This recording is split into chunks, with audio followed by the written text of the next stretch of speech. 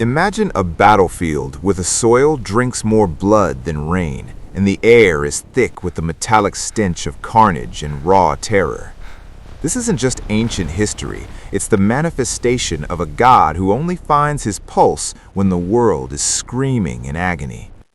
While Athena crafts the strategy, this deity fuels the visceral, heart-pounding insanity that turns men into monsters and cities into ash.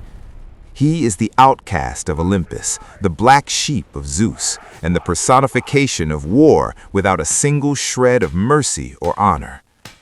Brace yourselves, because we are stripping away the myths to reveal the bone-chilling reality of the most hated god in Greek history.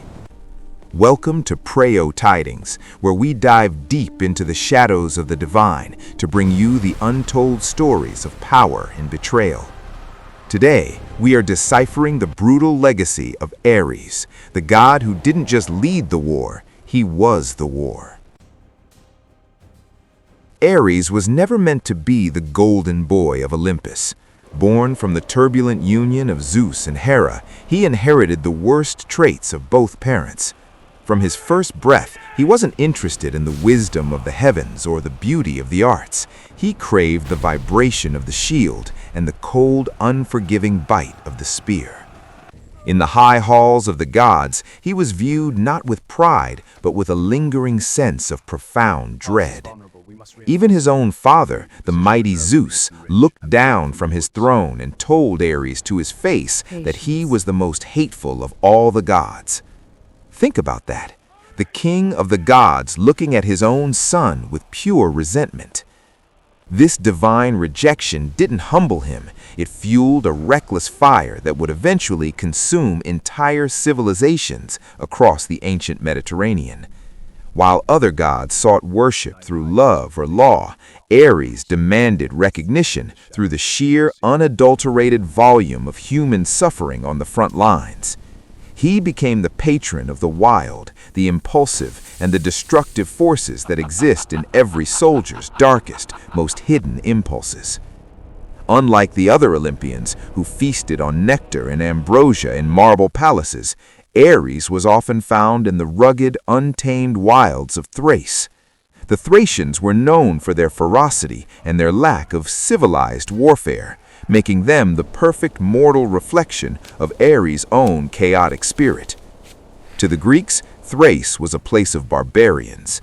By associating Ares with them, they highlighted his disconnect from the honor they tried to project onto war.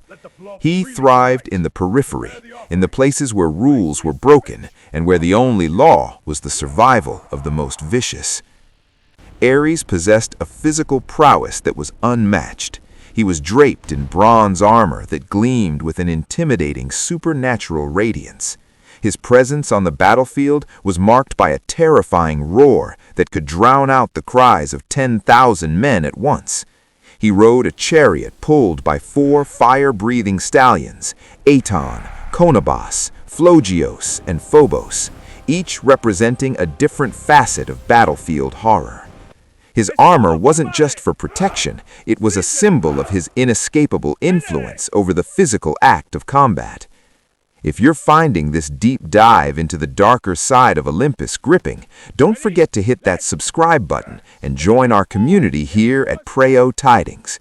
We're on a mission to bring you the most powerful stories from history and myth. Give this video a thumbs up if you think Ares is the most misunderstood god, and drop a comment below on who we should cover next. Now, let's get back to the carnage. The most famous conflict in the divine realm wasn't between Zeus and a Titan, but between the two siblings of war, Ares and Athena. Athena represented the just war, strategy, planning, and tactical brilliance.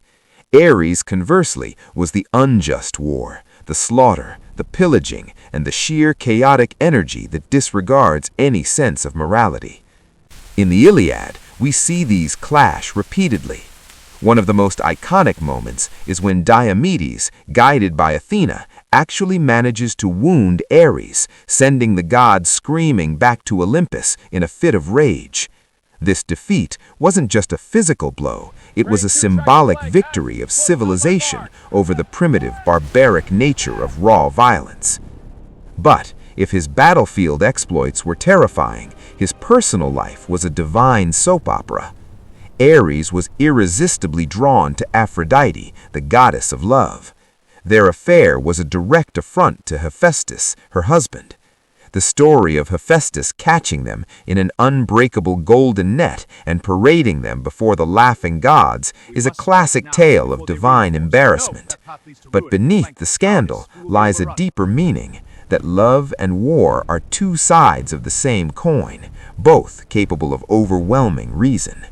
Ares fathered a lineage of warriors who carried his bloodthirst into the mortal realm. Groups like the Spartans worshipped him, seeing in Ares the unwavering strength needed for their militaristic society.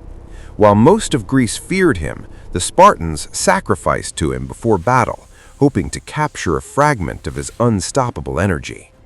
In modern pop culture, from God of War to Wonder Woman, Ares continues to be a primary antagonist. Why? Because he represents the part of the human psyche that we are most afraid of, the capacity for irrational, explosive violence. He doesn't sugarcoat the reality of war. He doesn't talk about freedom or democracy. He talks about the blood and the dirt and the adrenaline in the veins. Ares represents a specific truth, that war is inherently ugly. He is the god of the frenzy, that state where a person loses their identity and becomes a mere instrument of destruction. He doesn't lie about who he is. In a world of divine politics, Ares is the one constant, a raw force of nature that cannot be bargained with. So, was Ares truly a villain, or was he just a god doing the job he was created for in a world that refused to accept its own darkness? He was the scapegoat for every failed treaty and every brutal massacre. But without Ares, the Greek pantheon would have been incomplete. He stood as a warning that power without wisdom is a recipe for disaster. Ares is the god of the broken, the one who shows us what happens when the heart is ruled by nothing but fire and steel. As we close the book on this brutal deity, we realize that he isn't just a myth. He is a permanent part of the human experience, waiting in the shadows of every conflict. Thank you for walking through the blood and smoke with us as we uncovered the true face of the god of war. Ares may have been the most hated god on Olympus, but his story is undeniably the most pulse-pounding one we've ever told. If you enjoyed this journey, make sure to check out our other videos here at Preyo Tidings. Remember to stay curious, stay informed, and always look deeper into the stories that shaped our world. I'm your host, and I'll see you in the next one.